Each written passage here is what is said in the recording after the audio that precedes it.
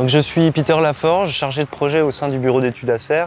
On est mandataire d'un groupement de maîtrise d'œuvre avec le bureau d'études Jacquel et Châtillon qui s'occupe de l'environnement, le bureau d'études Hydrostadium qui s'occupe de la partie génie civil et le bureau d'études Ingaya qui s'occupe de la partie paysage. Donc le stade se compose d'un canal de 200 mètres dont la moitié, un petit peu plus de la moitié en enrochement pour paraître le plus naturel possible. Le but est d'occuper le moins de place possible sur la plaine du port et de renaturaliser le site une fois les travaux terminés. Donc dans les types d'utilisation, ce sera aussi bien sportif que compétition, mais aussi ludique. On pourra pratiquer du canoë en loisir, du rafting avec une option qui a été retenue pour le saut, hein, ce qu'on appelle le saut. Donc c'est un dénivelé de 3 mètres avec un lâcher d'eau sur lequel on pourra retomber dans la Moselle pour avoir quelque chose d'un peu fun. Et on a aussi une vague à surf artificielle qui permettra la pratique du surf en même temps que les autres activités. Le but étant de réguler le débit du stade d'eau vive entre 3 et 12 mètres cubes secondes pour permettre à tous de pratiquer un sport ou une activité.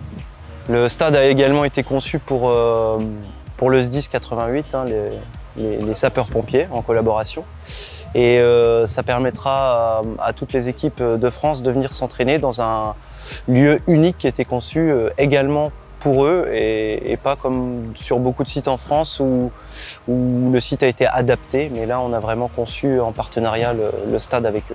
Comme on peut le voir derrière moi, l'implantation du stade a été faite de manière à conserver un maximum d'espace sur la plaine, puisqu'il y a d'autres activités qu'il fallait conserver, hein. On vient vraiment agrémenter l'attractivité de la plaine. On a aussi essayé de garder un maximum de végétation existante, notamment la ripisylve, c'est toute la végétation qui se trouve en berge de la Moselle, dans le but de conserver l'aspect naturel, mais aussi de pouvoir conserver l'activité pêche, parce qu'il y a beaucoup de pêcheurs qui viennent sur le secteur. Donc dans le cadre du chantier, on a été obligé d'abattre quelques arbres au nombre de 29.